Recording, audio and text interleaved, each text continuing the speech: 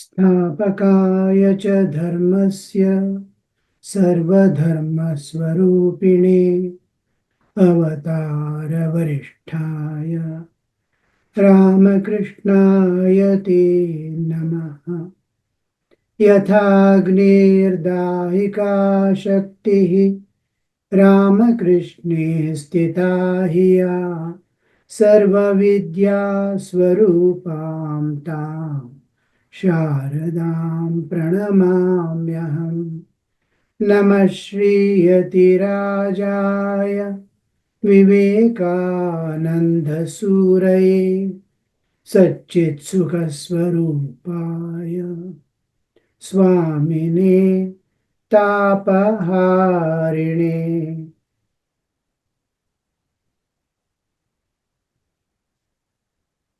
Namaste to you all.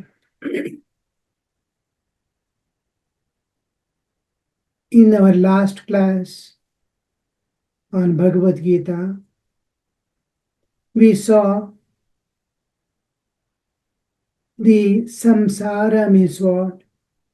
The transmigratory motion of the jiva from life to life in the ocean of Bhavasagara. The universe as a huge samudra, we are moving in it like fishes from one corner to another corner, one level to another level. And this, our movement is also called samsara. And the place where we move is also called samsara.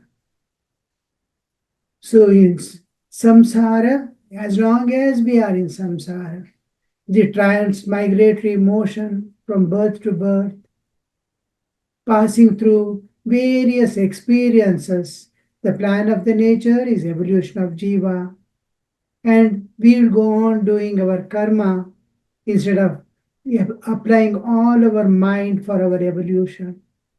Though nature has provided us all things that is needed for our evolution, still what we do is do something that is pleasing to our senses, and it becomes habitual, it becomes vasana, dragging us again and again into the same old rut of running behind this world, which is constantly enticing, and objects of enjoyments are evading us, and the run continues. This is called samsara. So, as long as we are in samsara, we see there is samsara tapa, the inflictions of samsara. Krishna says in Bhagavad Gita, later on we'll come across, what is this world is anityam, asukham lokam. Many have told this, saints and sages, this world is where little of joy is seen somewhere and lot of suffering and bondage. That's what we are passing through. And this, in the last class we saw the first affliction in samsara, the pain is raga, cause of our infliction as raga. Raga is attachment. How does the attachments bring us suffering? We saw. We differentiated it from pure love. Love and attachments are entirely different. So now we'll go to the second infliction in the samsara sagara, the samsara tapa. We see that it is shoka. First we saw raga. Now we are going through the another samsara tapa, shoka. Now, shoka emerges from attachment, raga. It's born of raga. Attachment invariably brings us suffering. You cannot avoid. Attachment means it is suffering. It leads to constant suffering. It is emotional dependence on external factors. We depend on external factors for our livelihood or enjoyments or some tendencies driving us towards that. So we see that this emotional dependence on external factors is going to give us suffering. In Manu in Manusmriti, he says, Sarvam Paravasham Dukkham, Sarvam Atmavasham Sukham. Whatever is any kind of dependence, be it for any reason, any type of dependence, even for our livelihood on this world, the dependence. As long as we are bodies, we cannot avoid this dependence. But when the dependence is associated with attachments, it gives tremendous suffering and bondage. So sarvam paravasham dukkham, sarvam atmavasham sukham. So and it doesn't end with that. It's constant fear is there. We move with fear as long as there is some attachment to certain things. No, we need it. But need not be attachment, need not be there. I must have a family. I must need so many things. I must have so many objects to possess. I need a vehicle perhaps. But attachment to it, I need a child. But attachment to it, I have all their duties and responsibilities, everything towards family, to in the working office, everything. But attachments alone gives us not working, not possessing, but if we are attached, it moves with the fear, and one day I'm going to part from it. If it goes away from me, what to do? Because it is an emotional dependence. I'm emotionally dependent on it. When it object goes away, it ends in frustration, despondency, and grief. This we call shoka. All objects of dependence are impermanent. Whatever I depend upon has to go away from me. One day or the other, I have to part from it. If everything is there also, I may have to part from here. We have to part from all objects, and because they are impermanent. Whatever is there is impermanent. What is going to happen tomorrow is uncertain. Uncertainty and impermanency are the two important principles of this world. So when objects go away, when objects part from us, we get great suffering within, and it is called shoka. Every human has to face it, inevitably, this dependence and shoka. Therefore, the man should overcome this attachment and as early as possible, and before it engulfs us and catches us, we'll be, in Hindi में बोलते हैं सिकंजे में सड़ गए पड़ गया, that hold grip, you cannot escape from that. So you have to overcome before it engulfs us. Foresightedness, it's called foresightedness. The spiritual foresightedness is what we need. Attachment is always associated with our heart. It is not only intellect and bodily.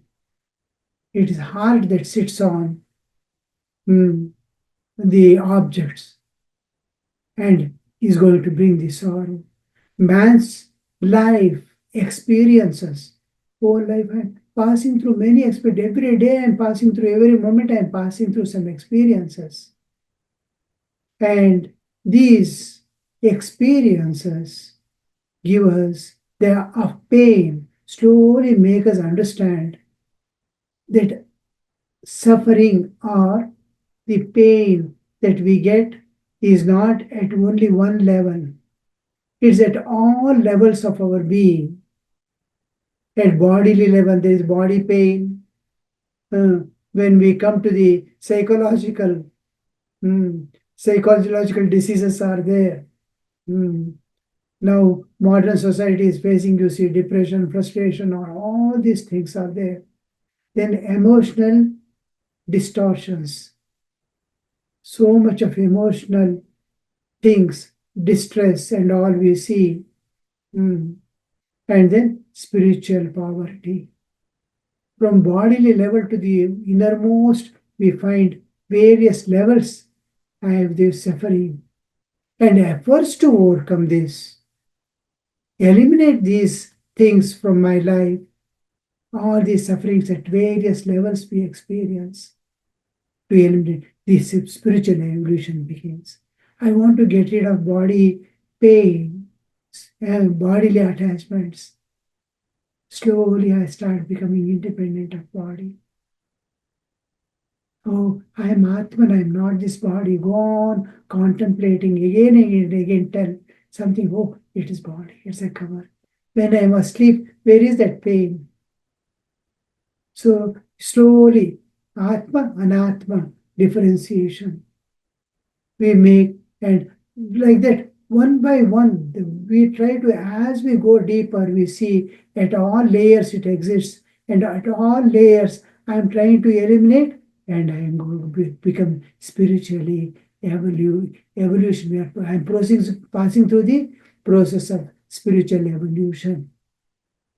It is evolution means it is gaining divine identity from bodily identity. I am losing the body identity and gaining the divine identity. It is transition from animalhood to divinehood. So we go. Now look at the people around. How people make so many arrangements. The day we join the job somewhere, we start making arrangements for old age. First thing is, what happens if I lose my job? What securities have I got? First thing, I have to make some security for my old age. How unconsciously we are preparing. When are we to prepare? As early as possible. Because old age earning is only up to retirement. With aging, youth fades away. Health declines, memory fails, senses become weak. All this. We start searching for so many things. Secured living homes, insurance, Mediclaim, and all this for old age.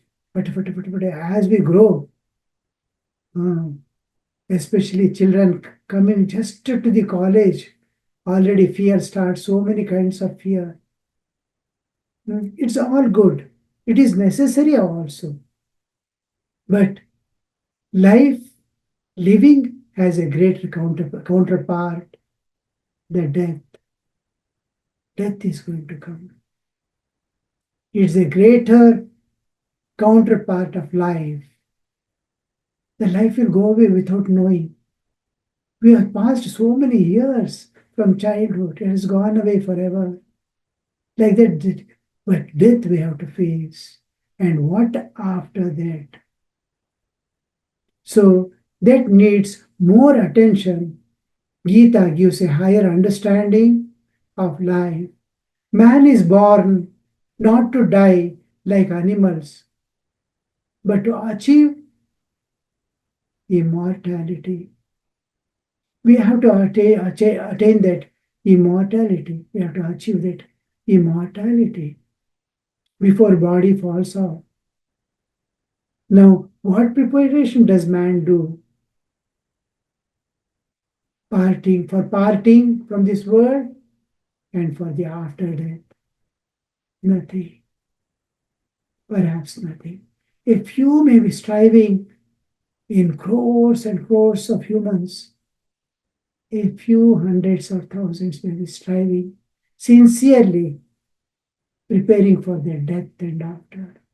All are busy in commenting on this world or spending in vain or discussing things which are of no use. So now man, all the plans that he has put fails because they are at gross material and secular levels. All fail. When body fails and death stares at us, old age comes. We'll be lying down. If we survive till that, and death will be staring, all my plans, what happened? Because they are physical plans, that spiritual treasure. If there is no spiritual earning that I have done, if there is no spiritual foundation, spiritual background, then the person, look at the state of mind of that person. Fear, anxiety, repentance, helplessness, despair, grief, whatnot. All this is called shoka. We are discussing the second samsara santapa, shoka. This is called shoka. It begins early in the life when mother doesn't give me what I want and father doesn't take me where I want to go. From there the shoka begins little by little. And last we see the shoka has no limits. And Vedanta says, what preparation have you got to do? Because the attachment is potential suffering. Just like the Swamiji says, each soul is potentially divine. Each attachment is potential suffering. One day we have to, the attachment means immediately there is suffering. Vedanta says, what preparation have you done? What can you do to attend to or face this potential threat to your soul? Gita says, preparation cannot be done after you are seized by the problems. It has to be done before they approach you and possess you. Before suffering comes, transcend the suffering. Yoga Sutra, Patanjali says, Heyam Dukkham Anagatam. The dukkha that has not yet reached you, you have to eliminate it. You have to give it up.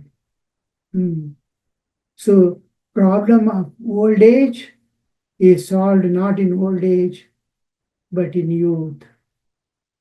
Attachments are given up not after the object of attachments goes away from you, from us, but before they go away. When things are there, attachment is there, before they go away from me, I have to get rid of that attachment. Love must be there, bondage must not be there, freedom must be there. So, and the spiritual attainment we have to do before the body falls off. So here we see there is a story.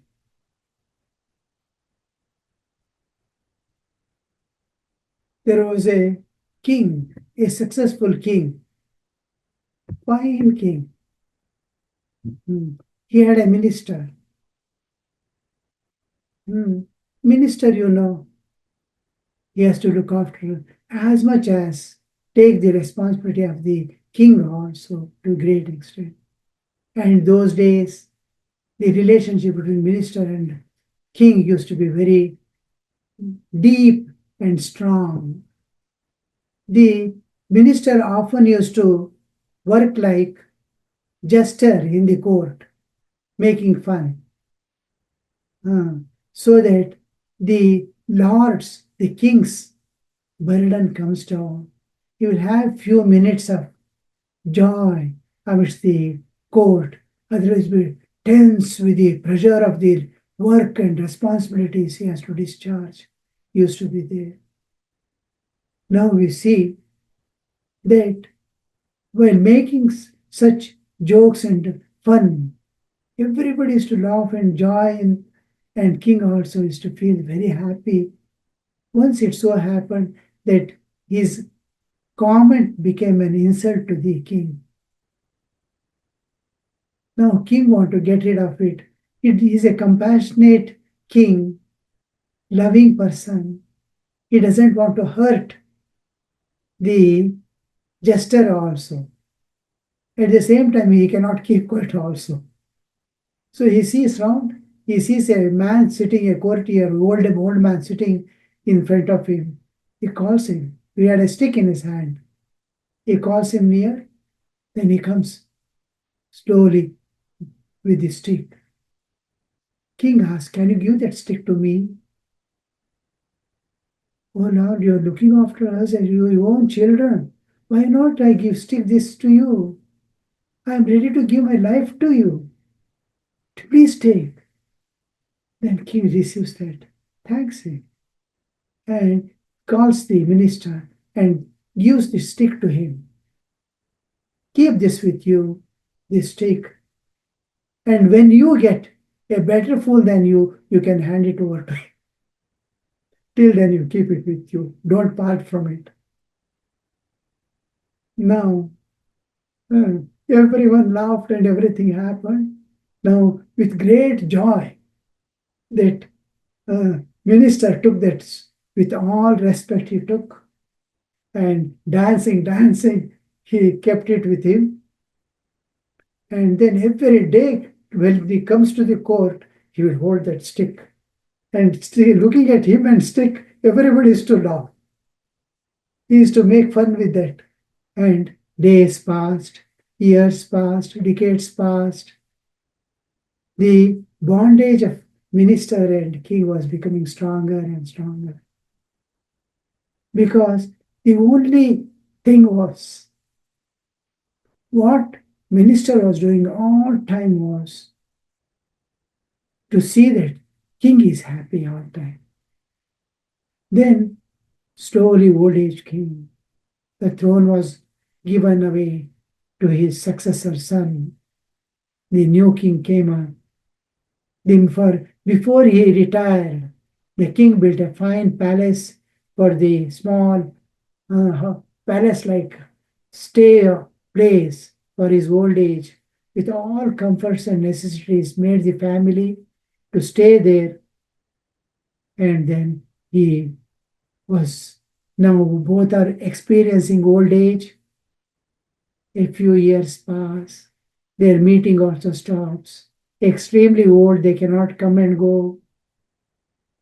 Then last, king's end comes.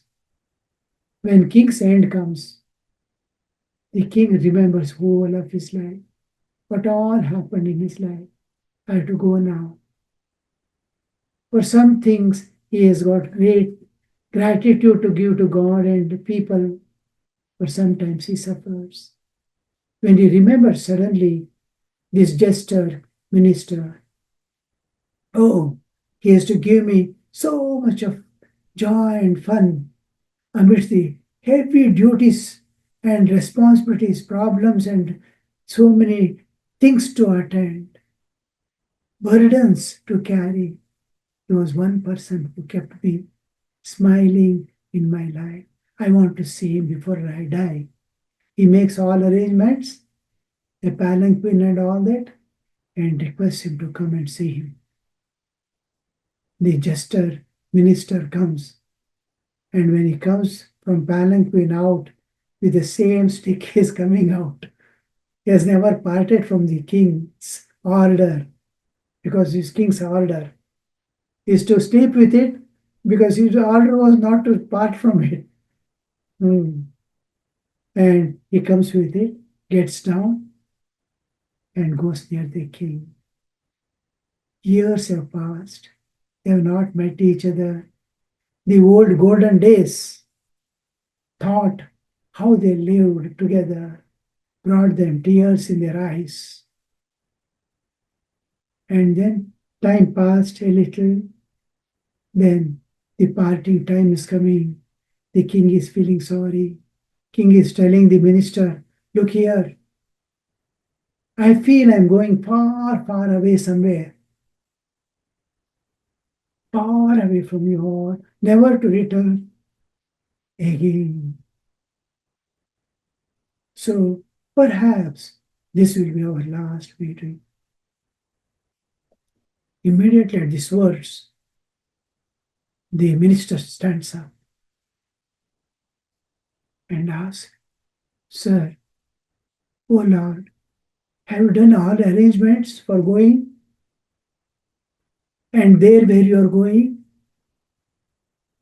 The king is surprised. What do you mean? What? Where we are, don't know where we are going, what arrangements to make, when we are going, how we are going, we don't know what arrangements to make. Then he says, I have seen you wherever you went, whenever you went. So much arrangements were done for going and coming back, staying there, everything. And you are telling you are going away, never to come back. And you are going far, far away, and you have not done any arrangements. Oh, then yes, the minister was still with the stick. He said, no, please take this stick. You wanted me to give to a better, greater fool than me, because minister was spending his days there in his place, thinking of God. Here king was assisting the son in thought of this world and how to manage the kingly affairs. So perhaps if we do not realize God, that stick will come in our hand. Lives after lives we are moving with that stick, unseen stick of ignorance. This life, we have to, this is the end of Shoka. Shoka ends with the realization. Bhartrahari, a king, poet, he must read his life, and he writes Shringara Shataka, then Niti Shataka, and finally Vairagya Shataka. One of his things is Yavat swastamidam shariram arujam, yavat cha dure jara, yavat chendriya shakti rapratihata, yavat kshayo nayushaha, atma shreyasi tavadeva vidusha, karya prayatno mahan. Sandipte bhuvane tu kupa khananam pratyuddhama kridrishaha. Yavat swastamidam shariram arujam. As while the body is yet free from all diseases and decrepitude, and old age is far off. Yavat swastamidam shariram arujam. Yavat cha dure jara. Jara means old age, far away. Yavat chendriya, indriya, shakti apratihata. The indriya shakti has not gone away. The senses are still working. While the powers of senses are yet functioning, yavat kshayo nayushaha. As long, even now, the ayusha has not gone away, and life has not dwindled away. Atma Shreyasi Tavadeva Vidusha. Vidusha, the Vidusha, the wise man. Atma Shreyasi, in the seeking the Atma Shreya, Karya Prayatno Mahan. Great efforts must be put. Then itself the wise should put forth all efforts for one's own spiritual evolution. Sandipte Bhuvanetu Kupakhananam. When the Samdeep, when it is burning, when the house has caught fire, Bhuvanam, Bhuvane to, when the fire has already caught the house, Kupakhananam, digging a well, Pratyuddama Kidrashaha. What kind of effort is this? What avail would it be of digging a well when house is on fire? So we must remember this. Yavat swastamidam sharira marujam, yavat cha dure jara, yavat chendriya shakti apratihata, yavat kshayo nayusha, atma shreyasi tavadeva vidusha, karya prayatno mahan, sandipte bhuvanetu kupakhananam, pratyuddama kidrishaha. What kind of efforts? So this is where we have to put all efforts. God has given us all things, and we should not waste any time and put all efforts. Give up all empty talks here, there, standing and talking about this world, about our family matters. Attend to duties and no other things. Time is wasting, life is going. When people say, oh, these people are wasting so much of money, I feel hurt. Money comes and goes, but we are spending life. All our energy is spent. Time is going away in thinking of unwanted things and talking about unwanted things. So we must pick up all right for this much today. Om Niranjanam Nityamananta Ru Kampadhrita Vikraham Ishavatam Parameshamidhyam Tam Ramakrishnam Shirasa Namah.